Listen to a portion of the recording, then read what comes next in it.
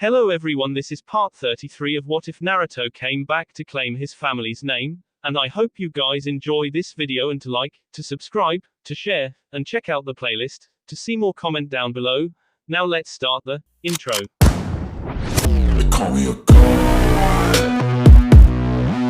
They call me a god.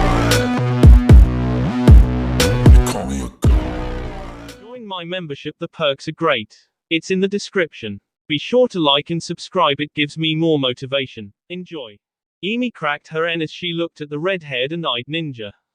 He was different. Instead of the all-black uniform, his shirt was now blood red, and instead of a sword on his back it moved to a belt with kunais clearly visible on it. Alright, begin, said Kankuro as Reiji pulled out his sword, only instead of the normal ninja sword this was a large broadsword. I will give you one chance to surrender. I do not wish to waste my time or chakra on someone as weak as you, said Reiji as Emi smiled. If you had paid attention to when I fought last time, you would have learned that talking is not wise, said Emi as she looked down and smiled at the shadow that contented the two of them. Also, thanks for taking out your sword. With that, Emi raised her hand to her T, which meant that the sword was pressing against Reiji's N. Suddenly Reiji started laughing. What? I have you where I want you, you lost. That is what you think, said Reiji as suddenly he charged forward, even though he was under shadow position. Emi quickly dispensed the jutsu and whipped out her fan, trying to use it to block the attack. However, it didn't work. Emi jumped back fanless as her fan was held apart by the sword. Crap, thought Emi as she ran through hand signs and the sand itself shifted, making huge dunes of sand. Emi pressed herself up against one of the dunes, hiding from Reiji. You can run, but sooner or later I will find you and kill you, said Reiji. Emi, how are you going to deal with this? Thought Emi as she crossed her arms and closed her eyes. Come out, yelled Reiji as he started sobbing into sand dunes.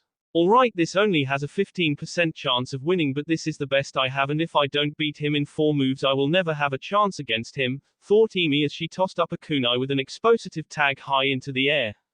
1. Next, she rushed through hand signs. When she finished, all the sand dunes came crashing together with Reiji in the middle. 2. With that, she tossed up a second kunai that knocked the first one so that it was pointed at the middle of the sand. 3. Emi whipped out a small fan. This would work better if I had my big one, but it will have to do. With that, she jumped up into the air until she was right above the kunai. Take this, yelled Emi as she built up chakra on the tip of the fan. Suddenly her eyes went wide as she felt a chakra source behind her. This is it, you have no way out. Your S, yelled Reiji from behind as he brought his sword around for the king blow. Suddenly, however, Emi was gone. Reiji landed and looked toward Kankuro, who was holding Emi in his arms. This match is over, you win, said Kankuro before he placed Emi down. Thanks, Uncle Kankuro, said Emi. I wouldn't let my niece S before my eyes, said Kankuro. Now go pick up your fan. The next 2 matches were of no real interest to Kushina. The sand girl Isa beat her brother now, and the ice girl Aiko beat another sand ninja into a pulp by turning her fists into ice. Now, she stood across from Chu Akamaiki, who was grinning. I am going to kill you, said Chu, and your parents will have to sit there as US. I believe in you, said Fugaku's voice in Kushina's head. So, do you have anything to say for yourself? Asked Chu. Yeah, are you going to shut up and fight, or is your plan to bore me to death? Asked Kushina with a grin. Just wait, we are going to kick your ass, said Mai. No, Mai, I want to do this myself. I will call you if I need you, said Kushina. Are you sure? Yes. Okay then, said Mai as she disappeared in a ball of flames. Alright, you two, are you ready? Asked Kankuro. Yes, said Kushina. I have been waiting for this, said Chu. Alright then, begin, said Kankuro as Chu's hand expanded and grabbed Kushina and started to crush her. All too easy, said Chu. Shadow clone explosion, yelled Kushina as suddenly Kushina went up in a huge explosion. Chu screamed in pain as he opened his hand, letting the blood run down his arm and drip into the sand. I will get you for that, Fox B, now come out and face me. Yelled Chu when suddenly Kushina appeared in front of him, chakra at the ready. Here I am, yelled Kushina as she hit Chu hard across the face, sending him flying backwards. However, just after the impact, she disappeared in a yellow flash and appeared just before Chu would hit the wall. This time she did an uppercut that sent him flying up until he was eye level with the stands high above. Body expansion jutsu, yelled Chu as his body grew and grew until it was almost the size of the arena. I will crush you. With that he came crashing down and sent up a large cloud of sand. Naruto and Sakura were on their feet looking for the daughter through the sand. Suddenly, Chu started laughing. I've crushed her. You missed, said Kushina as she appeared in Chu's line of vision. How can you be there? I feel something in the sand, asked a stunned Chu. That would be the series of paper bombs I placed under you, said Kushina as Chu's eyes widened. 3, 2, 1. Bye. With that, a huge explosion sent Chu flying once again in midair. He shrunk back down to normal. I will not fail, yelled Chu as he reached into his vest and pulled out a small green pill.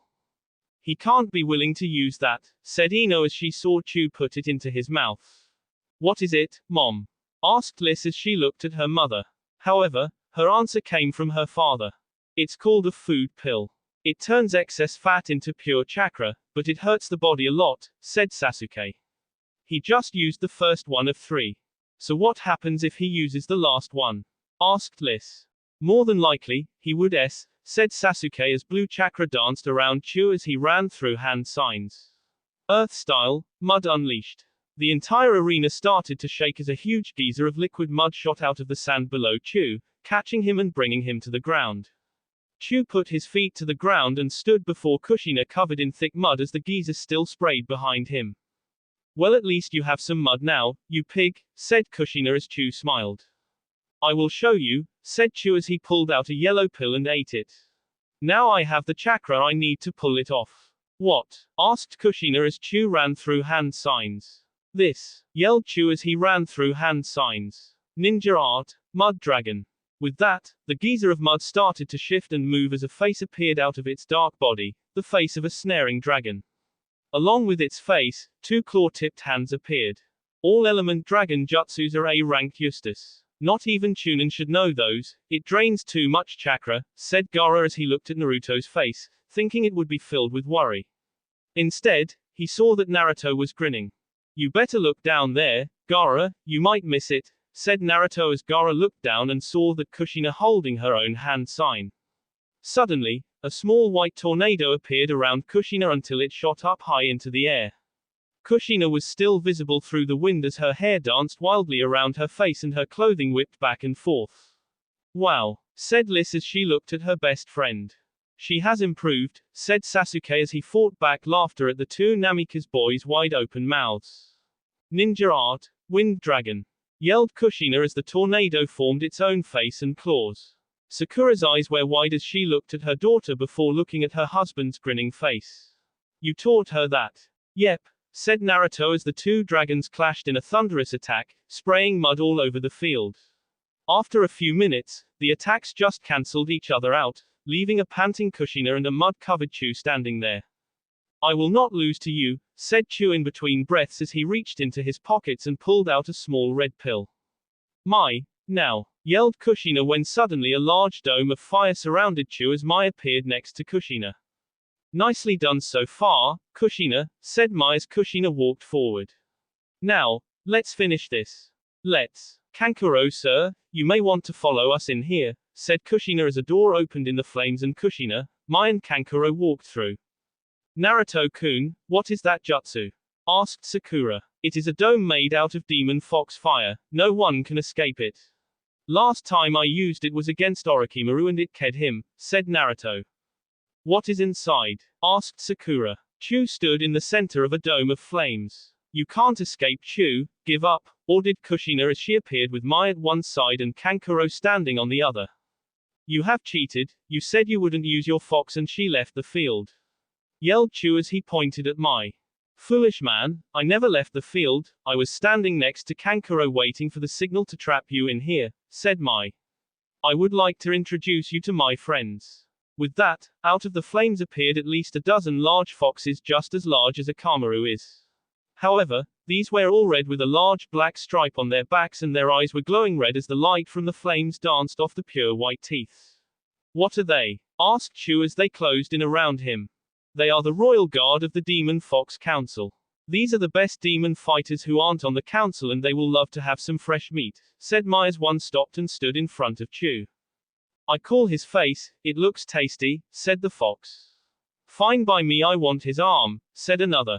I call the leg, said another one as Chew threw a kunai only to have it bounce off, causing the foxes to laugh. Give up now, Chew, or they will have their meal, said Kushina. No, I will never give up, yelled Chew. I will force you, said Kankuro.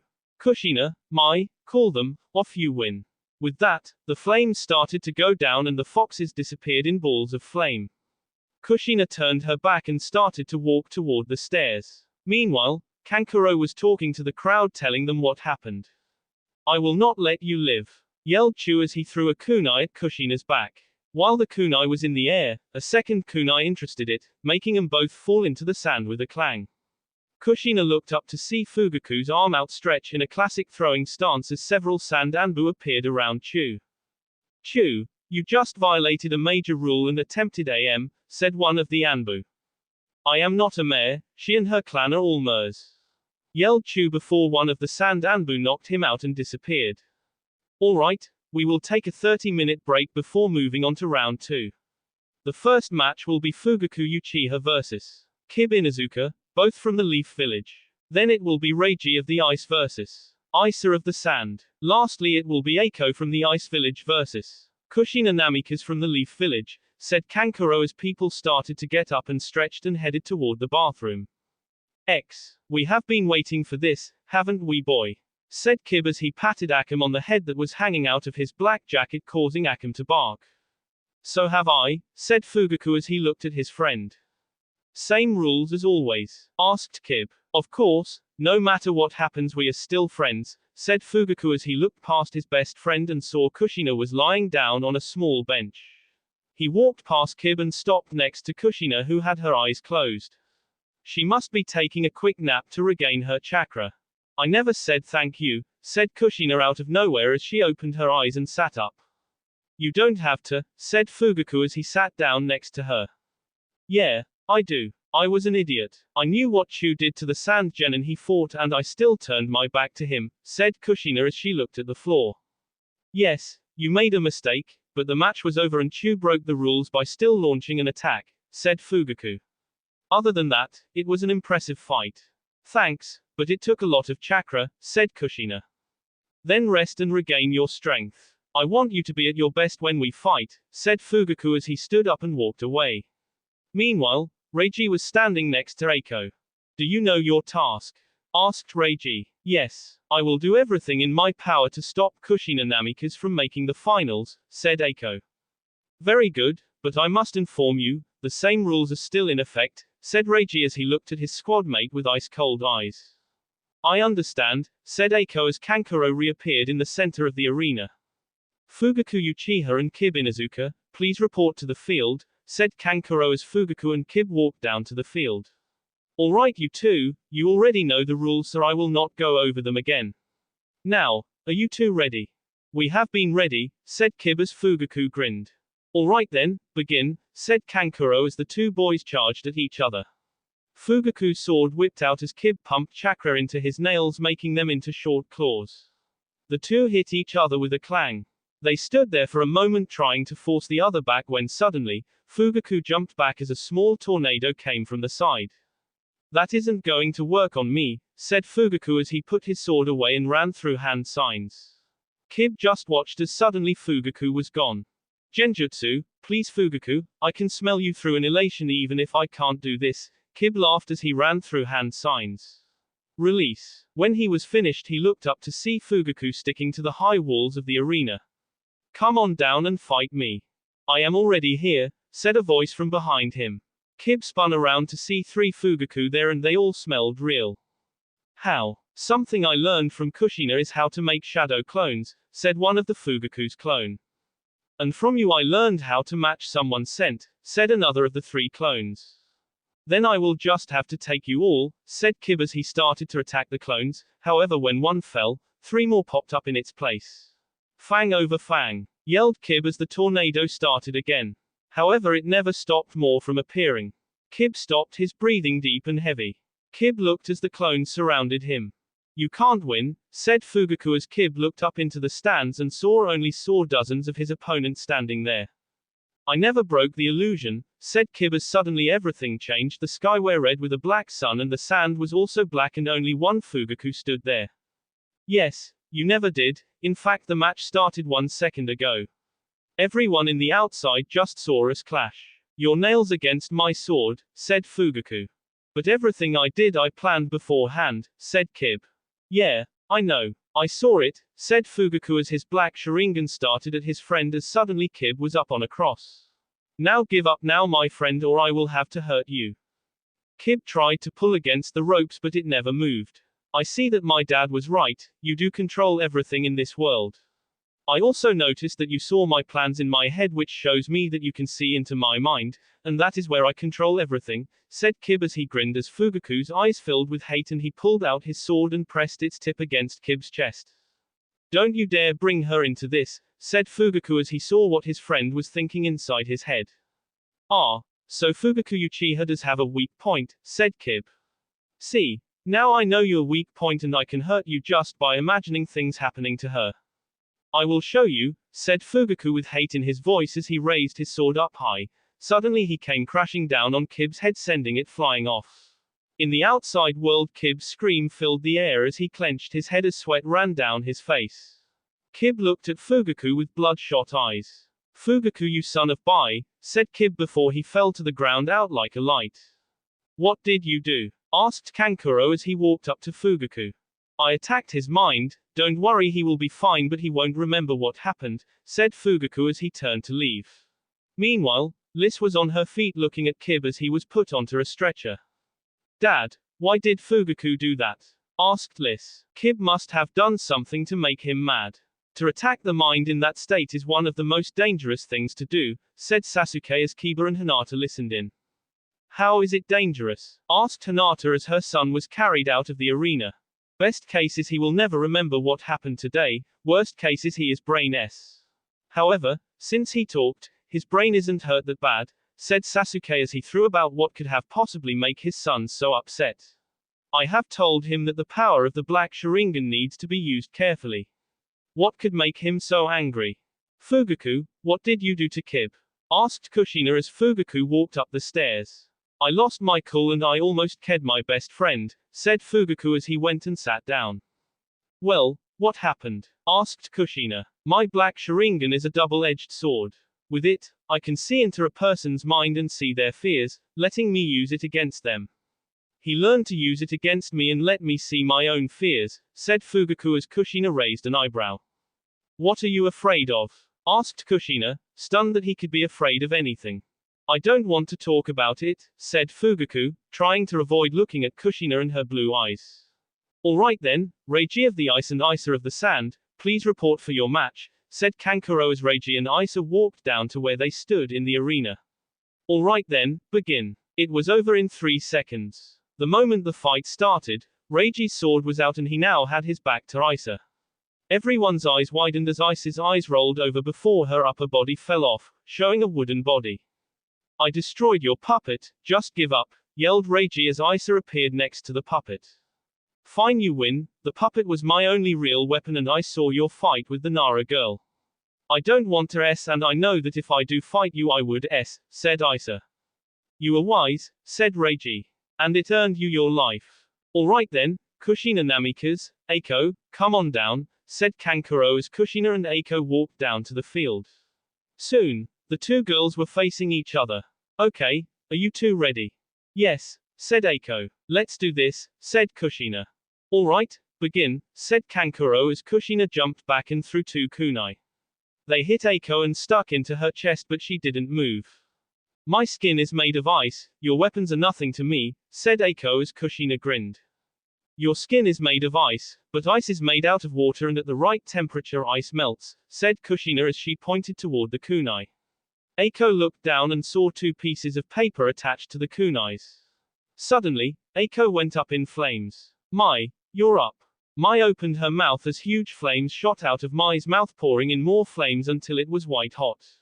Eiko rolled out of the flames as steam rolled off her and her skin was pale white from the lack of all the water. Rasengan. Eiko looked up to see Kushina coming at her with a glowing ball of energy in her hand. There was no time to react, and the ball of chakra hit her, sending her into the wall. Eiko slowly stood back up after that attack only to see Kushina standing there. You were good, Kushina Namikaze, but I can't afford to lose, said Eiko as she pulled out 2 kunais and threw them at Kushina, however they just passed through Kushina before she disappeared. Eiko's eyes shot wide open as 4 kunai came flying at her from the side, each of them pinning her against the wall. Those kunai also had tags on them. Stop, yelled Kankuro. I am calling this match. No you can't, yelled Eiko as suddenly Reiji appeared in front of her. You failed and you know the costs of that, said Reiji as he pulled out his sword.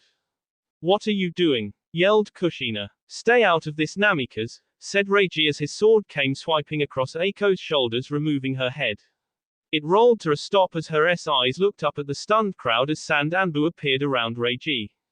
Kazekage, call off you Anbu, ordered the ice cage. Are you kidding? He just killed one of your ninjas, said Gaara. No, he is following the standing order of all ice ninja, failure means death, said the ice cage. Are you saying that all your ninjas that fail a mission are killed? Asked Naruto as his blood began to boil at the fact that some cage would let his own people s. Yes, their orders were to make it to the final rounds and she failed, and her punishment was the same as their other teammate who failed to make it into this stage. Fine, said Gaara as he stood up and nodded to the Anbu who quickly took the body away, leaving Reiji standing there looking at him with a stunned face just like all the other people in the stands.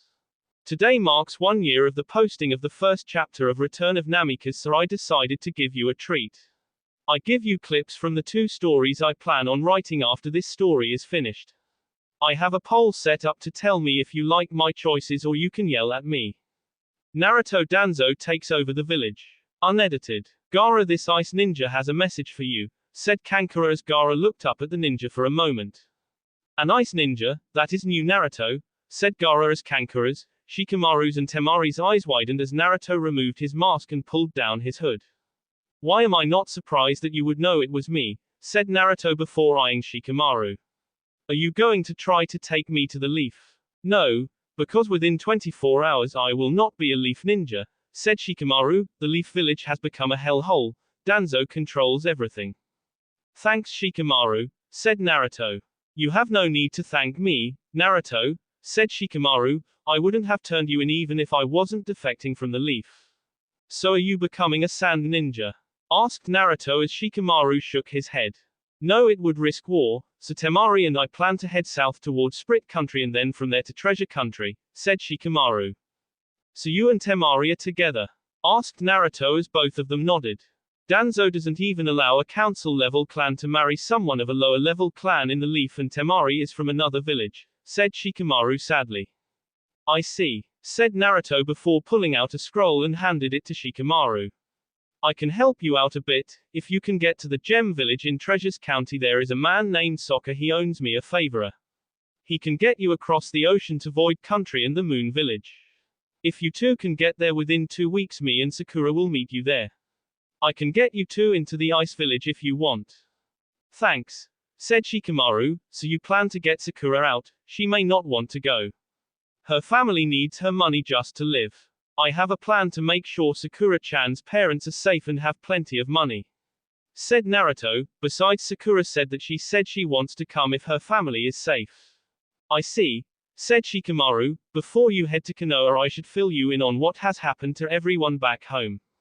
Sure, what has been happening? Asked Naruto. The 7 great clans rule the village and live in the central area of the village behind a large wall. Marriages can only happen between the great clans, said Shikamaru. It's also what protected Sakura from Sasuke doing anything really bad to her. Good, but this law is also why you are leaving with Temari, said Naruto as Shikamaru nodded his head. But that isn't everything. Most of our old friends have changed, said Shikamaru. Yeah, I saw Ino. She worships Sasuke like normal, said Naruto. Well, she is more than likely going to be Ino Uchiha soon, said Shikamaru. She only wants him and doesn't care about what is happening to everyone else. She is a fangirl through and through. I see, said Naruto. What about the others? Hinata and Kiba are married. It was a forced arranged marriage, but it seems to be working okay, said Shikamaru. Neji married Tenten is secret, but when she became pageant, the S hit the fan. What happened? Danzo couldn't let the child of a council-level clan member and a non-clan member live, said Shikamaru. He didn't, said Naruto as his blood began to boil as Shikamaru nodded his head. Yes, he did, and he also ked Tenten and Neji as examples to anyone who would stand against him, said Shikamaru. Naruto, they weren't the only ones to be ked by Danzo's laws and orders. Chuji, Lee, Guy, Iruka and Konohamaru were all ked on missions. Kakashi, Shino, asked Naruto. They just follow orders. I can't really tell if they are happy or not, said Shikamaru. Alright, there is nothing we can do to help them, said Naruto. All I can do is help you two and Sakura's family. Gundam wing out if Gundam seed. I will survive, yelled Hero Yui. He aimed his mobile suit, the Gundam Wing Zero main gun, at the falling space battleship. As the heat from re-entering the Earth's atmosphere built up inside the suit, a blast of energy shot out of the end of the Buster Rifle. The beam of energy shot out, hitting the falling battleship square in the center, creating a blinding flash of light. Hero gripped the controls as the explosion consumed his mobile suit. Suddenly an alarm started up as the white light became green. What is going on? Thought Hero as the light changed again, and then it started to change faster than even he could follow. Suddenly the lights stopped as the normal heat of re-entry returned, only this time he couldn't detect any of the other Gundams, the remains of the battleship, or for that matter even a single mobile suit his computer knew. Instead there were many different unknown ships and mobile suits high above and were not following him down. Looks like I am going to the Earth, thought Hero as he pushed buttons spinning around to face the Earth. When he did, he saw another mobile suit entering the atmosphere along with a large white ship with two large leg-like structures coming out of the ship. Hero watched as the ship moved in an attempt to get to the falling mobile suit. Looks like they're trying to get that mobile suit back, though Hero as he pressed another button and a female voice filled the intercom. Kira, come in, Kira. Can't you get back to the ship? I could help, but I don't know what is going on, thought Hero as suddenly his Gundam's eyes flashed green, giving Hero the answer he needed. Okay Zero, let's go. With that he put back on his helmet and punched his already strained engines to their max as he shot forward. New contact. Coming in fast, yelled Sai Argyle as he ran his hands over the computer pad. What? Yelled the captain of the Archangel Muru Ramius as she turned to look at Sai. Yes, it's heading right toward the strike, said Sai. What is it? Asked the head of combat operation Natal Badgerul as she turned to Sia. It's a mobile suit. Computers have no idea what it is, said Sai as he pulled up a picture from one of the working gun cameras and put it on the main screen. It had a shield like the strike and some of the same color scheme, other this one had two huge jet-like engines on its back. Hero and the Wing Zero closed with the unknown mobile suit. When he was near, he turned on the radio. Do not move, I am returning you to your ship, said Hero as he grabbed the back of suits by the back of the armor. Captain, the unknown suit has grabbed the back of the strike, said Sai. It's bringing the strike back. It is? Asked Captain Ramius as a clench was heard. Thought the ship as Hero landed on the ship. So the unknown mobile suit has landed on the legged seat, said a Zaft soldier to the masked man standing by a window on the bridge. Very well then, said Raul Cruce as he watched the red strike of the legged ship head toward the Earth. Hero sat his chair. He watched the Earth get closer. Looks like we are going to Africa, thought Hero as the heat s down as the first clouds appeared. Suddenly a voice popped into his headset. Unknown mobile suit, this is the Earth Alliance carrier Archangel, the ship you are currently standing on, said a female voice. Earth Alliance, thought Hero as he pushed the radio button. Any response? Asked Muru Ramius. It's unlikely that he can respond, he may be out like a light. Kira's a coordinators and he is out, said Sai as suddenly an image of a man in a black space suit that except for the helmet looked exactly like a Zapped suit. All the facial details were hidden behind the tin-tinted glass of his suit. This is Hero Yui of Wing Zero responding to the Earth Alliance carrier Archangel, said Hero as he looked at his screen to see a room filled with people in military uniform. One he picked out as the leader. She sat in a chair overlooking everything.